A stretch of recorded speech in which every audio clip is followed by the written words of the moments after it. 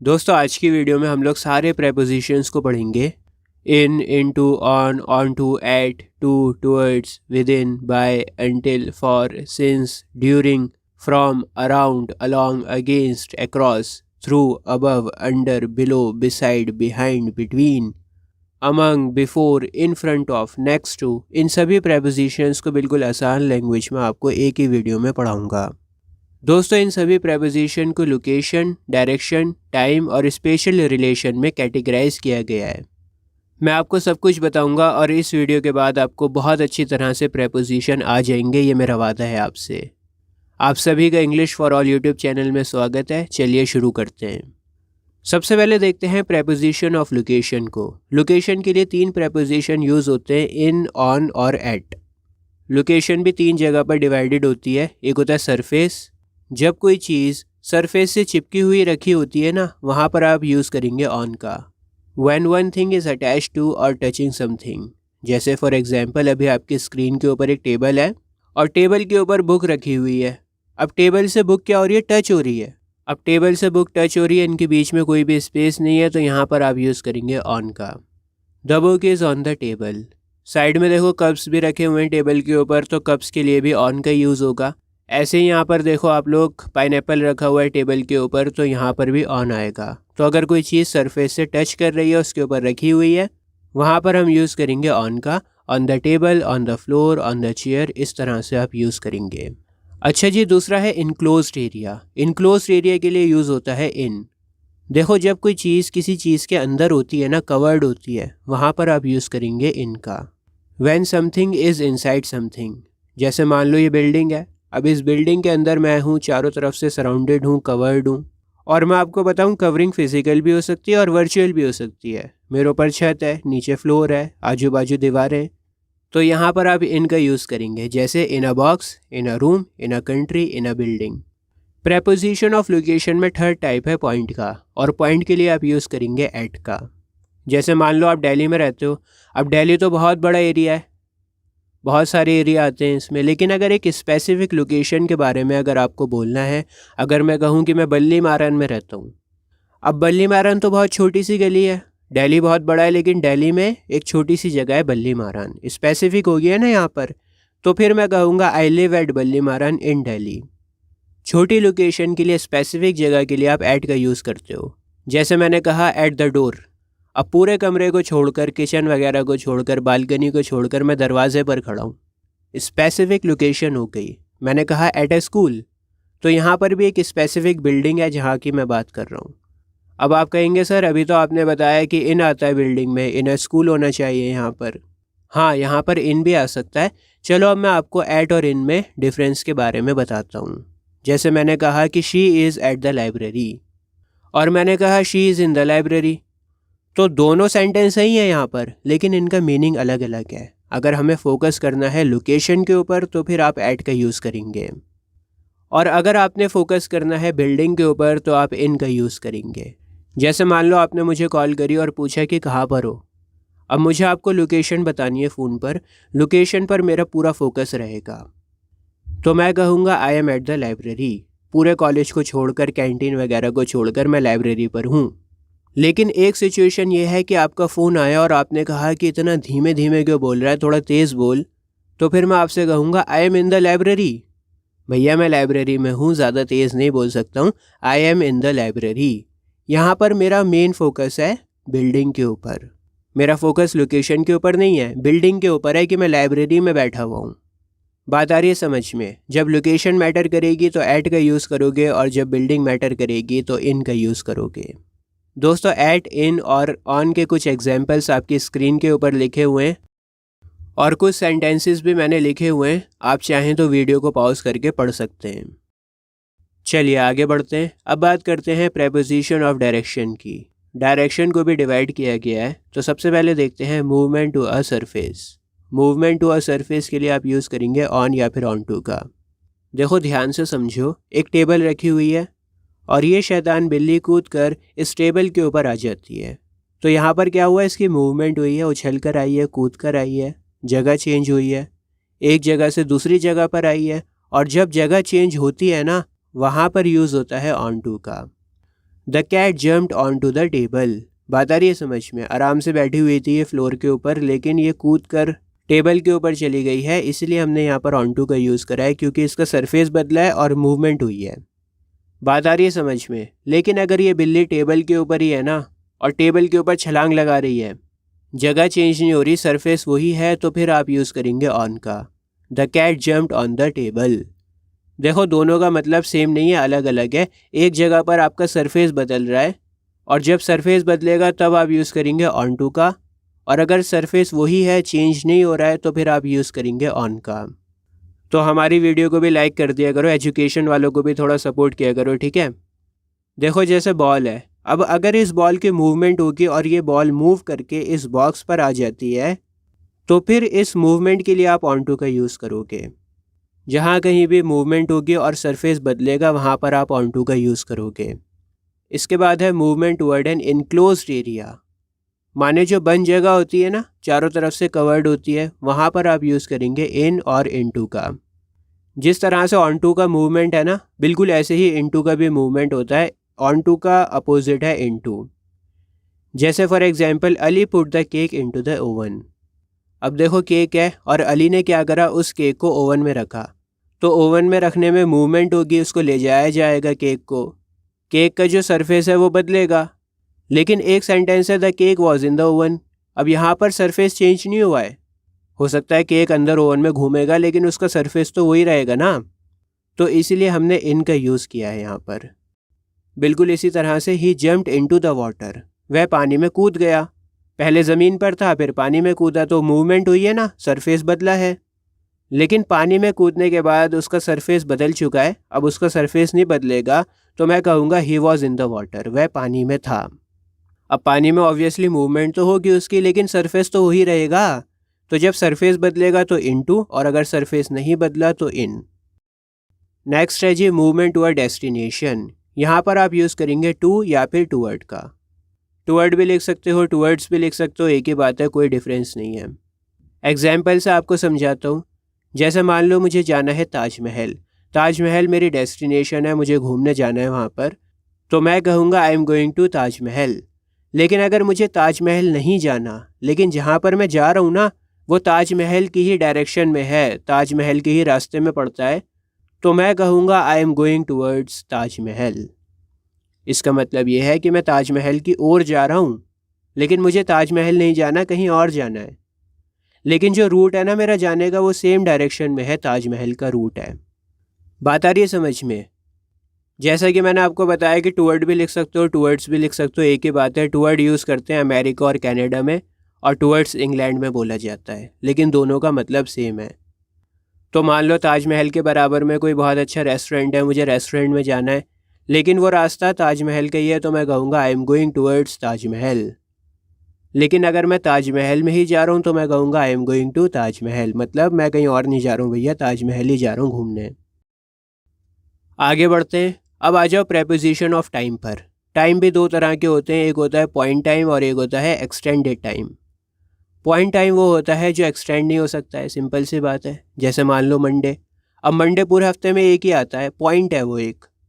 पूरे हफ्ते में एक ही संडे आता है, पूरे हफ्ते में एक ही सैटरडे आता है, एक पॉइंट है ना। या मैंने कहा 2 तारीख, अब पूरे महीने में 2 तारीख कितनी बार आएगी, एक ही बार आएगी, पॉइंट है वो। पॉइंट टाइम के लिए आप यूज़ करते हैं इन, ऑन और एट का। पहले पॉइंट टाइम समझा देता हूँ, उसके बाद हम लोग एक्सटेंडेड टाइम के ऊपर आएंगे। एट को देखते हैं सबसे पहले। एट आप यूज़ करेंगे नाइट के लिए, क्लॉक के लिए और हॉलीडेज़ के लिए। जैसे मैंने कहा my father comes late at night, मेरे फादर देर रात घर पर आते हैं। अब आप कहेंगे सर मैंने तो बहुत जगह लिखा देखा है इन द नाइट। देखिए इन द नाइट भी ठीक है, लेकिन उसका मतलब चेंज हो जाएगा। एट नाइट आप जनरली यूज़ करते हैं, मतलब हर रात ऐसा होता है, डेली होता है। हर रात क्या होता है, मेरे फादर लेट आते हैं, हर रात मैं खाना खाता हूँ, हर रात मैं मोबाइल चलाता हूँ, हर रात हम बातें करते हैं। लेकिन कभी कभी क्या होता है, कुछ अलग हो जाता है और आप उस स्पेसिफिक रात को बताते हो इन से। जैसे फॉर एग्जांपल कल रात को आपको सलमान खान मिल गया गाड़ी चलाते हुए रोड के ऊपर। अब भाईजान आपको रोज़ रात को तो नहीं मिलेंगे गाड़ी चलाते हुए, इत्तेफाक था जो आपको रात को मिल गए। तो ऐसी सिचुएशन में जब कोई चीज़ कभी कभी हो, वहाँ पर आप इन द नाइट का यूज़ करेंगे। बात आ रही है समझ में? अगर डेली रूटीन है तो एट नाइट, और अगर कोई चीज़ कभी कभी होती है, इत्तेफाक से होती है, वहाँ पर आप यूज़ करेंगे in the night. In the night he use करना, इन नाइट यूज़ मत करना, गलत हो जाएगा नहीं तो। इसके अलावा एट यूज़ होता है टाइम बताने के लिए, जैसे at 7 o'clock, at 5:30 PM, at 2:30 PM। इसके अलावा एट यूज़ होता है हॉलीडेज़ के लिए, eight Christmas, at the weekend. अच्छा, एट द वीकेंड भी लिख सकते हो, ऑन द वीकेंड भी लिख सकते हो। एट द वीकेंड इंग्लैंड में बोला जाता है, ऑन द वीकेंड अमेरिका में बोला जाता है, दोनों ठीक है। लेकिन इन द वीकेंड कभी मत बोलना, इन द वीकेंड बोलोगे तो गलत हो जाएगा। या तो ऑन द वीकेंड बोलो या फिर एट द वीकेंड बोलो। अब आते हैं ऑन के ऊपर। ऑन का यूज़ होता है दिनों के नाम के लिए, on Monday, on Sunday, on Friday. Dates पर भी ऑन आता है, on the 5th of June। 5 जून की बात हो रही है तो ऑन लगेगा पहले। कुछ पर्टिकुलर डेज़ होते हैं जैसे on my birthday, on Christmas day. अब आप कहेंगे सर अभी तो आपने कहा कि हॉलीडे के ऊपर एट आता है, तो यहाँ पर ऑन क्रिसमस डे क्यों लिखा आपने? दोस्तों, अगर सिर्फ क्रिसमस लिखा होता तो आप लिखेंगे एट क्रिसमस, लेकिन अगर आपने लिखा क्रिसमस डे तो फिर आप लिखेंगे ऑन क्रिसमस डे। छोटी छोटी सी बारीकियां हैं, आपको पता होनी चाहिए। मैंने अपनी टेंसेस वाली वीडियो में आपको बहुत छोटी छोटी बारीकियों के बारे में बताया है। ऐसी बारीकियां बताई हैं जो आपको दुनिया की किसी भी किताब में नहीं मिलेंगी। अभी तक प्रेजेंट, पास्ट और फ्यूचर तीनों टेंसेस की वीडियो से 25 लाख से ज़्यादा लोग फ़ायदा उठा चुके हैं, तो आप भी फ़ायदा उठाइए। और मेरा वादा है आपसे कि आपने अगर मेरी टेंसेस की वीडियो देख ली ना, तो आपको सारी ज़िंदगी काम आएंगी। डिस्क्रिप्शन बॉक्स में लिंक डाल दूंगा टेंसेस की तीनों वीडियोस का, आप चाहें तो देख सकते हैं। अच्छा जी, अब आते हैं इनके ऊपर। इनका यूज़ होता है पार्ट्स ऑफ द डे के लिए, जैसे in the morning, in the afternoon, in the evening. Months के लिए भी आप इनका यूज़ करेंगे, इन दिसंबर, इन जनवरी, इन जुलाई। सेशंस के लिए भी आप इनका यूज़ करेंगे, in winter, in summer. Years के लिए भी इन आएगा, इन 2020, इन 2018। डिकेड्स यानी दशक के लिए भी इन आता है, इन द 1990s। और सेंचुरीज़ में भी इन आता है, इन द 20th century। मैं आपको एक एग्जांपल से क्लियर कर देता हूँ, ध्यान से समझना। जैसे 15 अगस्त 1947 लिखा हुआ है। अब आप मुझे बताओ कि यहाँ पर कौन सा प्रेपोजिशन लगाओगे। देखो, अगर डे मेंशन्ड है ना, जैसे यहाँ पर 15th लिखा हुआ है, तो आप आंख बंद करके लगाओगे ऑन। कोई सा भी डे हो, 1st, 2nd, 3rd, 18, 26। लेकिन अगर डे नहीं है, सिर्फ महीना या फिर साल लिखा हुआ है, जैसे अगर लिखा हुआ है अगस्त 1947, तो फिर आप लिखेंगे इन। समझ में आ रहा है? अगर 1947 भी लिखा हुआ है तो आप लिखेंगे इन। ऑन आप तभी लिखोगे जब डे मेंशन्ड होगा। आगे बढ़ते हैं। टाइम में अब हम लोग बात करेंगे एक्सटेंडेड टाइम की। एक्सटेंडेड टाइम में यूज़ होता है during, by, from, to, within, for, since.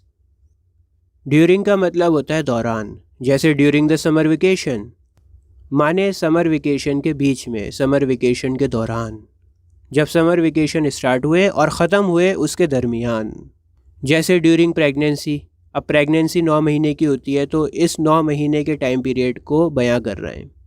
She felt a lot of pen during pregnancy. Pregnancy के टाइम पीरियड में उसको काफ़ी दर्द महसूस हुआ। ठीक है। इसके बाद आते हैं सिंस के ऊपर। सिंस का यूज़ होता है पर्टिकुलर टाइम के लिए, जैसे फॉर एग्जांपल मैंने कहा सिंस मॉर्निंग।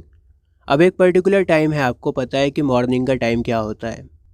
आप मॉर्निंग के टाइम को इमेजिन कर सकते हो। मैंने कहा सिंस 2008, तो एक पर्टिकुलर टाइम है, आप इमेजिन कर सकते हो कि 2008 में क्या क्या हुआ था। 2008 में फाइनेंशियल क्राइसिस आया था पूरी दुनिया में। या मैंने कहा सिंस 2001, तो एक पर्टिकुलर टाइम है, आपको एकदम से याद आ जाएगा कि अमेरिका में 9/11 टेररिस्ट हमला हुआ था। अब देखो, फॉर को समझो ताकि आपको सिंस और भी अच्छी तरह से समझ में आ जाए।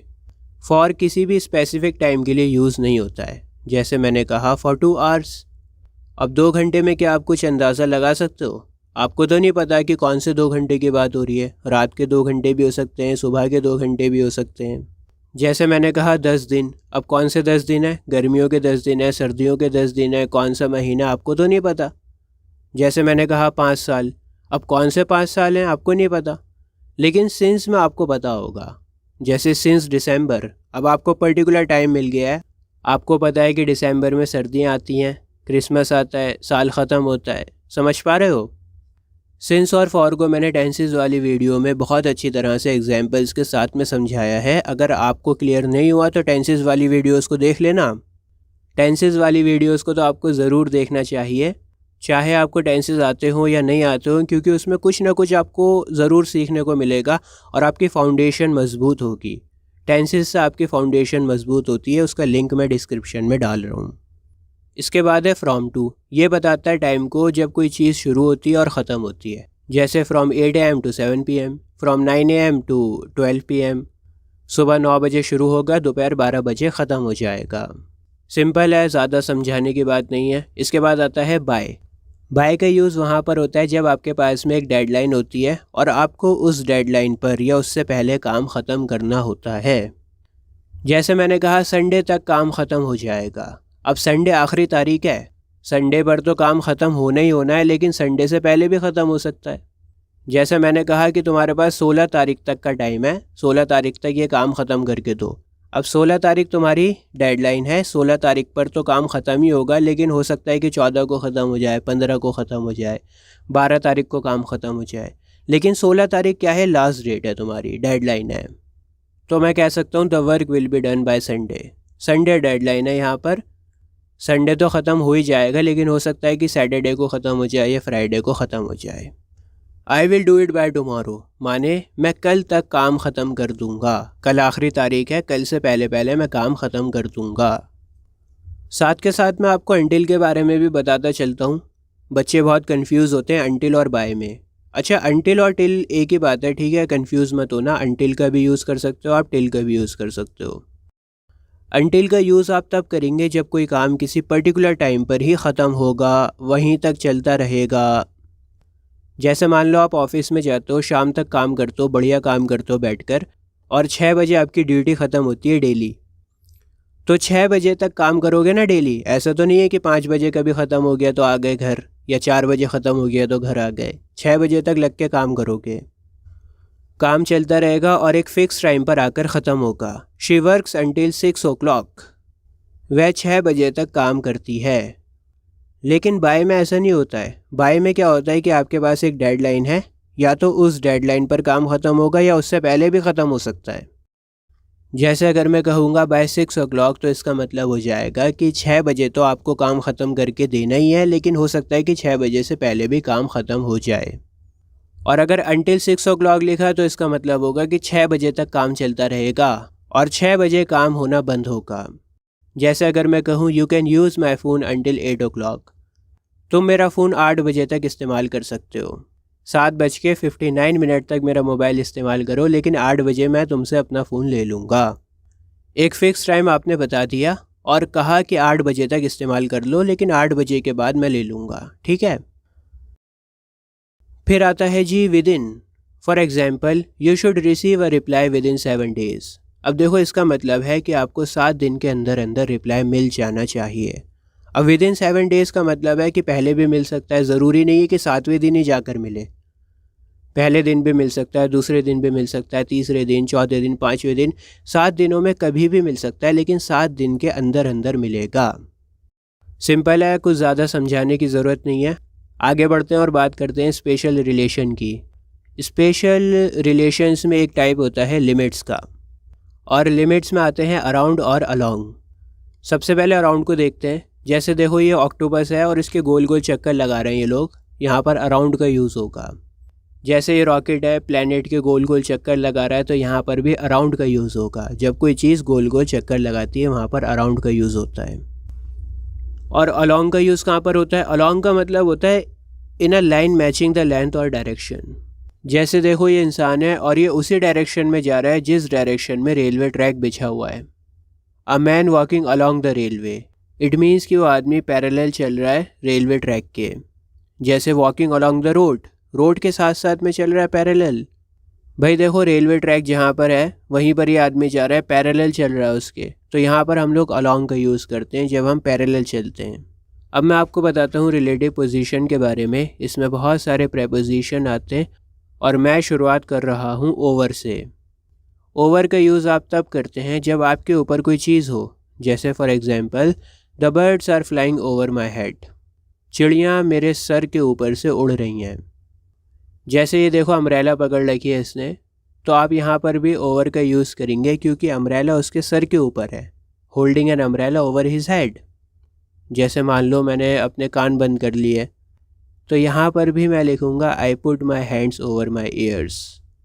ऐसा इसलिए है क्योंकि मैंने अपने कानों के ऊपर अपने हाथों को रख लिया है, अपने हाथों से ढक लिया है कानों को। देखो ओवर का यूज़ आप तब भी कर सकते हो जब कोई चीज़ टच कर रही हो। अगर कोई चीज़ टच नहीं कर पा रही है तब भी आप ओवर का यूज़ कर सकते हो, और अगर टच कर रही है तब भी ओवर का यूज़ कर सकते हो। जैसे हाथ कानों से टच हो रहा है लेकिन फिर भी हमने ओवर का यूज़ किया है। जैसे मैंने कहा he puts the blanket over his body. वह कंबल ओढ़ता है, तो कंबल ओढ़ने के लिए भी आप ओवर का यूज़ करेंगे, और कंबल उसकी बॉडी के ऊपर तो है लेकिन टच कर रहा है उसकी बॉडी को, लेकिन फिर भी हमने ओवर का यूज़ किया। दोस्तों किसी नंबर के आगे या फिर अमाउंट बताने के लिए भी आप ओवर का यूज़ करोगे। जैसे फॉर एग्जांपल आपको कहना है कि उसने 1 लाख से ज़्यादा वोटों से इलेक्शन को जीता। He won the election with over 1 lakh votes. बात आ रही है समझ में? यहाँ पर मैं कहना चाह रहा हूँ कि 1 लाख से ज़्यादा वोटों से वो जीता है। जैसे मैंने कहा कि I own over 50% of the company shares. Company के 50% से ज़्यादा शेयर्स का मालिक मैं हूँ। तो आप ज़्यादा दिखाने के लिए भी ओवर का यूज़ करोगे। जैसे आप कह सकते हो कि 25 साल की उम्र से ज़्यादा लोग ये कर रहे हैं, 18 साल की उम्र से ज़्यादा लोग ये कर रहे हैं, 50 लाख से ज़्यादा लोग ऐसा कर रहे हैं। ठीक है, अब देखते हैं अबव को। दोस्तों वैसे तो बहुत सारी जगहों के ऊपर आप अबव भी लगा सकते हो, ओवर भी लगा सकते हो, कोई फ़र्क नहीं पड़ता, दोनों का मतलब सेम रहता है। लेकिन कुछ ऐसी कंडीशंस होती हैं जहाँ पर सिर्फ़ और सिर्फ अबव ही लगेगा। जैसे अबव का यूज़ होता है कंपैरिजन में। जैसे for example his house is situated above the sea level. अब देखो यहाँ पर क्या हो रहा है, कंपैरिजन हो रहा है सी लेवल से।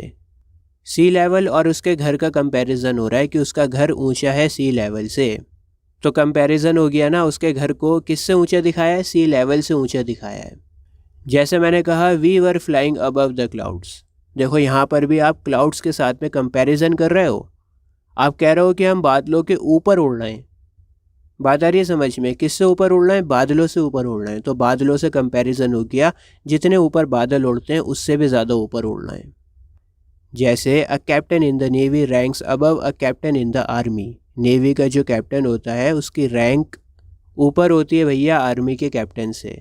तो दोनों कैप्टन्स का कंपैरिजन भी हो गया यहाँ पर। इसके अलावा दोस्तों ओवर में मैंने आपको बताया था कि अगर कोई चीज़ टच हो रही है तो आप ओवर का यूज़ कर सकते हो, लेकिन अबव का यूज़ आप हमेशा तब करेंगे जब कोई चीज़ टच में नहीं होगी। जैसे एक सेंटेंस है can you raise your hand above your head. अब देखो यहाँ पर आपके हाथ आपके सर से टच नहीं होंगे। जब हमने ओवर को पढ़ा था तो मैंने एग्जाम्पल दिया था आपको I put my hands over my years. तो वहाँ पर अबव नहीं आ सकता है क्योंकि वहाँ पर मेरे कानों ने मेरे हाथों को टच किया है।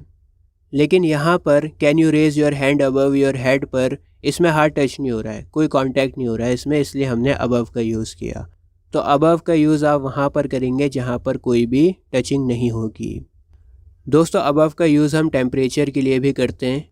जैसे the temperature of Delhi is above 45 degree Celsius. Delhi का तापमान 45 डिग्री से भी ज़्यादा है। दोस्तों हाथ के हाथ आपको अंडर और बिलो का कॉन्सेप्ट भी क्लियर कर देता हूँ। ओवर का अपोजिट होता है अंडर और अबव का अपोजिट होता है बिलो। बहुत कुछ आपके समझ में आ गया होगा जब मैंने कहा कि ओवर का अपोजिट होता है अंडर और अबव का अपोजिट होता है बिलो। अंडर आप तब यूज़ करेंगे जब कोई चीज़ कवर्ड हो, सराउंडेड हो। जैसे ये बिल्ली है और ये बिल्ली टेबल के नीचे है, टेबल के अंडर है। अब बिल्ली टेबल से कवर्ड है, उसके अंदर है। या मान लो मैंने कहा my shoes are under the bed, मेरे जूते बेड के अंदर हैं। दूसरा एग्जाम्पल देखो, ये पेंटिंग है और ये पेंटिंग के नीचे बॉक्स रखा हुआ है, लेकिन ये जो बॉक्स है ये पेंटिंग से कवर नहीं है और इसलिए हम यहाँ पर बिलो का यूज़ करेंगे। यहाँ पर हम पेंटिंग का कंपैरिजन कर रहे हैं बॉक्स से और बता रहे हैं कि जो बॉक्स है ना वो पेंटिंग से नीचे रखा हुआ है। जैसे हमने अबव में कंपैरिजन किया था कि बादल से ऊपर है प्लेन हमारा, तो यहाँ पर हम नीचे का कंपैरिजन कर रहे हैं कि पेंटिंग से नीचे है box. There is a box below the painting. तो बिलो में भी क्या हो गया, कंपैरिजन हो गया, अबव का अपोजिट हो गया। जैसे मैंने कहा you may read the points referred below, इससे नीचे लिखे हुए पॉइंट्स को आप पढ़ सकते हो। तो जब कोई चीज़ कवर नहीं होगी, टच में नहीं होगी, तो बिलो का यूज़ करोगे, और अगर कोई चीज़ कवर्ड है तो अंडर का यूज़ करोगे। इसके अलावा अंडर का यूज़ एज के लिए भी होता है, जैसे for example it is unlawful to buy cigarettes if you are under 18 years of age. 18 साल से कम उम्र के हो तो फिर कानून इजाज़त नहीं देता आपको कि आप सिगरेट्स को ख़रीदो। जैसे अभी ये पिक्चर आ रही है आपकी स्क्रीन के ऊपर, देखो अगर बिल्ली अंदर है तो इन आएगा, इन की जगह पर आप इनसाइड भी लिख सकते हैं यहाँ पर। अगर ऊपर है सरफेस से टच हो रही है तो ऑन लिखेंगे। अगर बॉक्स ने कवर कर रखा है बिल्ली को, उसके ऊपर है तो अंडर यूज़ होगा। अगर बिल्ली बॉक्स के सामने है तो इन फ्रंट ऑफ आएगा, अगर पीछे है तो बिहाइंड आएगा। अगर बॉक्स के बाद बिल्ली है तो फिर आप लिखेंगे नेक्स्ट टू। अब देखो बिल्ली और बॉक्स के बीच में कोई भी ऑब्जेक्ट नहीं है, बॉक्स के बिल्कुल बाद क्या है, बिल्ली है, तो आप यहाँ पर नेक्स्ट टू का यूज़ करेंगे। नेक्स्ट टू वहाँ पर यूज़ होता है जब किसी ऑब्जेक्ट के फ़ौरन बाद दूसरा ऑब्जेक्ट आता है। जैसे यहाँ पर बॉक्स है, बॉक्स के बाद बिल्ली है, बिल्ली और बॉक्स के बीच में कोई और दूसरी चीज़ नहीं है। अगर बॉक्स से ऊपर है बिल्ली और टच नहीं हो रही है बॉक्स से तो आप अबव यूज़ करेंगे। अगर बॉक्स से नीचे है और टच नहीं हो रही है तो बिलो का यूज़ करेंगे। और अगर दो बॉक्स के बीच में है तो बिटवीन का यूज़ करेंगे। बिटवीन तो आपको पता ही होगा, बिटवीन के साथ साथ मैं आपको अमंग भी बता देता हूँ। देखिए जब दो चीज़ों की बात होती है तो बिटवीन आता है, अगर दो से ज़्यादा होता है तो अमंग आता है। जैसे अगर मैं कहूँ share this sweets among children, तो इसका मतलब होगा कि दो से ज़्यादा बच्चों में इन स्वीट्स को शेयर करो। बात आ रही है समझ में? अगर दो की बात है तो बिटवीन, और अगर दो से ज़्यादा हैं तो अमंग। दोस्तों अब बात करते हैं रिलेटिव मूवमेंट्स की, जिसमें आते हैं अक्रॉस, थ्रू और अगेंस्ट। सबसे पहले अगेंस्ट देखते हैं। अगेंस्ट यूज़ होता है दो फोर्सेस आपस में जब टकराती हैं। जैसे वी आर अगेंस्ट वॉर, हम जंग के ख़िलाफ़ हैं। जैसे मान लो एक बंदा दीवार के सहारे खड़ा हुआ है तो वो इंसान दीवार पर बैकवर्ड फोर्स लगा रहा है और दूसरी तरफ से दीवार भी फॉरवर्ड फोर्स दे रही है, तो ऐसी सिचुएशन में अगेंस्ट का यूज़ होता है। आप कहेंगे he is leaning against the wall. इसके बाद देखते हैं अक्रॉस को। जैसे मान लो ये रोड है और अगर आप इस रोड को पार करोगे, एक बाउंड्री से दूसरी बाउंड्री की ओर जाओगे, तो फिर आप यूज़ करोगे अक्रॉस का। जैसे we saw them walking across the street, हमने उन्हें गली के उस पार जाते देखा, गली को क्रॉस करते देखा। लेकिन दोस्तों अगर कोई चीज़ इनक्लोज्ड है, कवर है, और उसमें से कोई चीज़ होकर गुजरती है तो वहाँ पर आप यूज़ करेंगे थ्रू का। जैसे ये देखो बॉल है और ये बॉल इस बॉक्स में से होकर गुजर रही है, यहाँ पर बॉक्स कवर्ड है तो आप यूज़ करेंगे थ्रू का। The ball is going through the box. ठीक है, अगर किसी चीज़ के ऊपर से पार करके जाओगे तो अक्रॉस आएगा, और अगर किसी चीज़ के अंदर से पार करके जाओगे तो थ्रू आएगा। दोस्तों चलते चलते मैं आपको अपॉन के बारे में भी बता देता हूँ। अपॉन का यूज़ होता है जब कोई काम ख़त्म होता है या कोई इवेंट होता है ख़त्म, तो हम उस काम के ख़त्म होते ही एक्शन ले लेते हैं। जैसे रिज़ल्ट आते ही मैंने मिठाइयाँ बंटवाई, आराम से बैठा हुआ था मैं, लेकिन जैसे ही मेरा रिज़ल्ट आया ना, पास होते ही मैंने क्या करा, मिठाइयाँ बंटवा दी। तो एक इवेंट हुआ है मेरे रिज़ल्ट आने का, और उस इवेंट के होते ही मैंने एक्शन लिया, मिठाइयाँ बंटवाई। बात आ रही है समझ में? For example, Shantanu got married immediately upon passing out the college. देखो कॉलेज से पास आउट होते ही शांतनु ने क्या करा, शादी कर ली। एक काम ख़त्म हुआ ही था और दूसरा काम उसने कर लिया, एक्शन ले लिया। जैसे for example, upon declaration of her result she rush towards her mother. Result declare होते ही उसने क्या करा, लड़की ने अपनी माँ के पास भागी गई। ठीक है दोस्त, कोई काम ख़त्म होते ही एक्शन लेना। अपॉन का यूज़ आप तब भी करते हैं जब कोई चीज़ होने वाली होती है। जैसे Holi is almost upon us, इसका मतलब है कि होली बस होने वाली है, आने वाली है।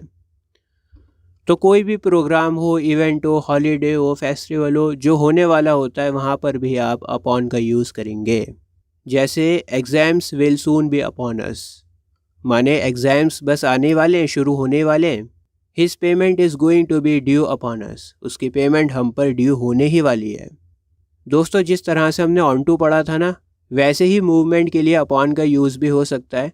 आप ऑन टू भी यूज़ कर सकते हो, अपॉन भी यूज़ कर सकते हो, लेकिन अगर वॉक की बात हो या क्लाइम की बात हो तो आप ऑन टू का ही यूज़ करना। अगर आपको कन्फ्यूजन हो रहा है ना कि अपॉन क्या आ गया यहाँ पर, मैंने तो ऑन टू पढ़ा था, तो अपॉन को छोड़ दो, ऑन टू ही यूज़ करो, ऑन टू चल जाएगा। अच्छा, अपॉन के कुछ सेंटेंसेस देख लेते हैं मूवमेंट वाले। We were put upon this earth for a purpose. यहाँ पर आप ऑन टू की जगह अगर अपॉन यूज़ करोगे तो बेहतर रहेगा। इसका मतलब है कि हमें दुनिया में उतारा गया है किसी मकसद के लिए।